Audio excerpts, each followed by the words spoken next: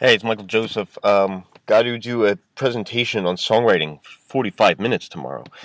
I feel like I could talk about the subject for hours, so I got to start somewhere, huh? So what do you need to write a song for? I mean, we already have so many songs, but something keeps changing about the world and us. So we're always going to need new songs to reflect that. The songs of now, you can never have too many songs of now. So we will continue to have new songs in the future. So get used to it. Don't worry so much about catching up on all the music that's ever happened because you might not relate to it culturally. The songs of the Prohibition era or the early helper music, um, the music of great monarchs and the poorest, lowest peasants.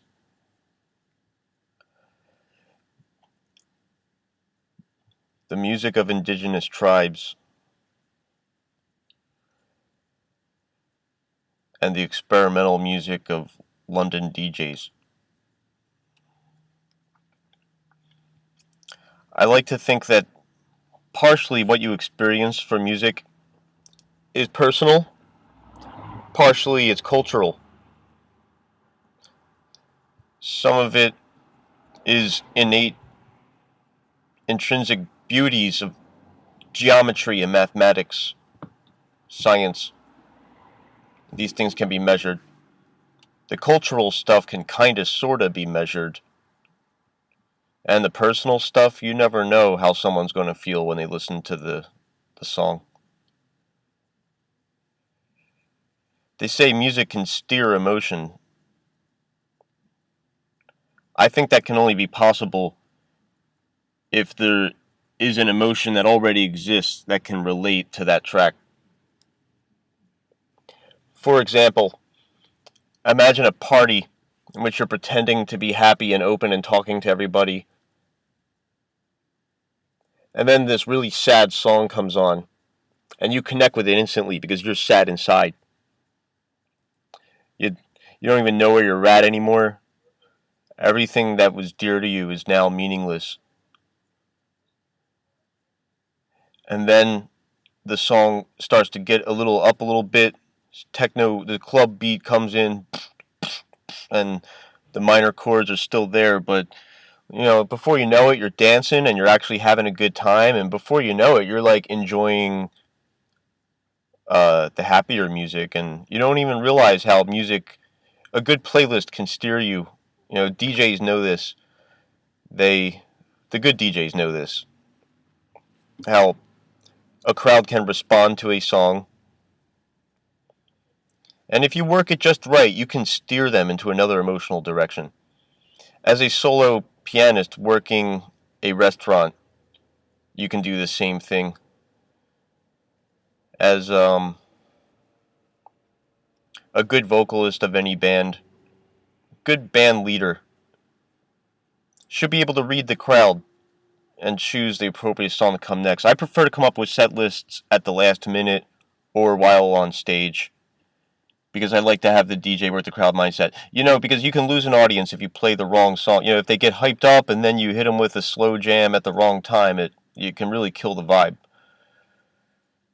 Sometimes if you wear them out with dancing, exactly what they need is a slow song so they can have an excuse to stop dancing and grab a drink real quick.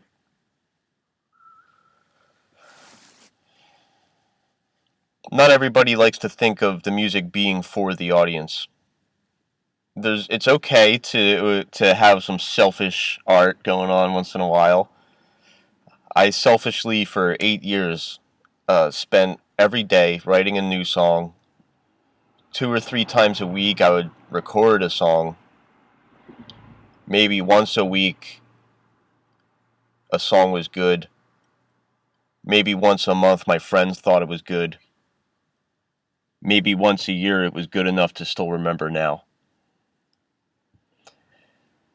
So they say quality before quantity.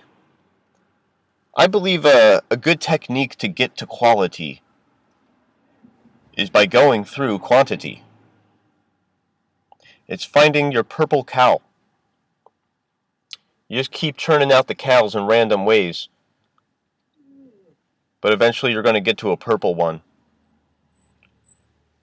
And everyone who sees it will do all the work for you. They're going to tell everybody else about it. See, that's just if you're interested in your song being heard. That's not always the goal. Sometimes the process is what's important. The process of finding the song and creating the song and making it what it is. Maybe you record it, maybe you don't. Maybe you forget it, maybe you don't. But while you're working this out and you're putting that machine of your brain to work, that is life. And that is life moving, and that is the way of life of an artist. Or creatively, someone who builds. In this way, you are a type of God. And it keeps going. Your creator may have been created by another creator. And the songs that you create may create other ones. And may create other people who create other songs that create other songs. So I believe the creative spiral keeps going. And we're just in the center of it. We're transferring energy from one plane of existence to the physical realm. It's a wonderful thing. The recording technology that we have now you can say that it can make a pretty accurate representation of what something really sounds like. But when you get into that field, surprisingly, nobody really wants to hear a natural sound, unless if it's a jazz or classical recording, or maybe a really good folk artist with natural dynamics. And the reality is, most of the music you listen to is so processed in a way that it does not sound like that in real life. It will never sound like that in real life. You never hear a drummer that hasn't been quantized. You don't hear vocalists that have not been auto-tuned. You don't hear guitars and basses that have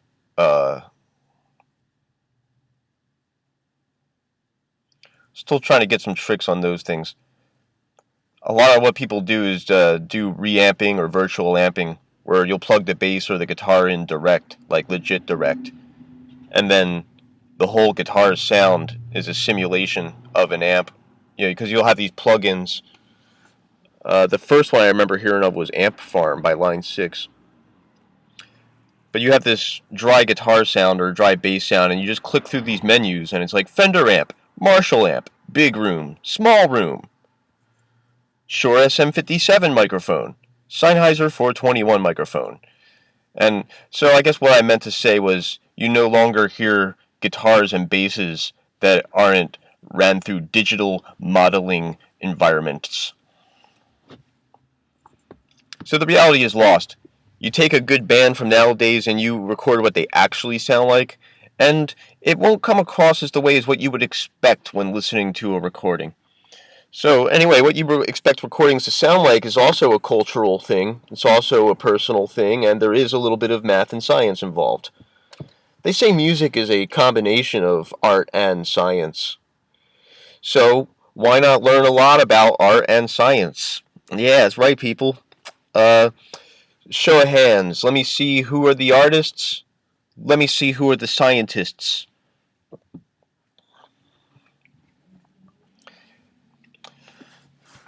Can you have one without the other? Maybe. I could imagine someone who is completely scientifically ignorant still making good music, and I can imagine someone who doesn't care about art and is purely scientific also making some interesting music. Whether is music good or bad? Is this song good or bad? Is my song going to be good or bad? Is this a good song? Is this a bad song? Is he a good guitar player? Is he a bad guitar player?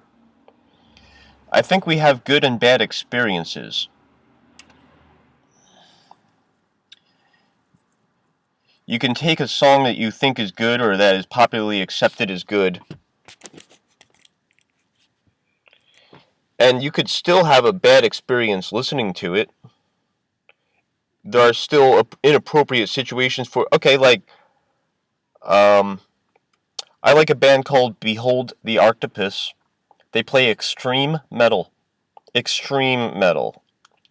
It's very inappropriate for many situations. So, uh, I think it's good music, but there's times where it might not be. So, hi, I'm practicing for the songwriting presentation. All right, I'll see you later.